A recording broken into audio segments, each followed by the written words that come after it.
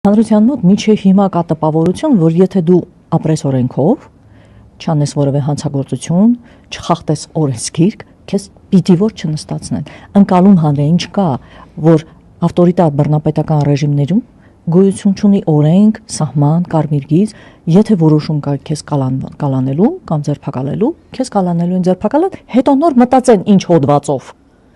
Թարս է հիմա։ Սկզբից տանում փակում են, հետո մտածում են մի 5-8 տարի առաջվա կոմենտ, ինչ որ գրություն, ինչ որ գրառում, ինչպես ա եղավ օրինակ Արմինե Օհանյանի հետ։ Քանի տարի վաղեմություն ուներ այդ եսին ինչը։ Ես վստահ եմ բոլորիս վրա այդ պապուչկե քննիչների տենց դարակներում սիրուն դասավորված դրված են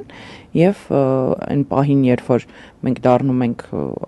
առավել ռիսկային կամ վտանգավոր, այդ պապուչկաները հանում են, դրվում են սեղանին եւ բացարձակ էական չի ինչա այդտեղ գրված։ Եթե կա որոշում, որ դու կնստես, դու կնստես։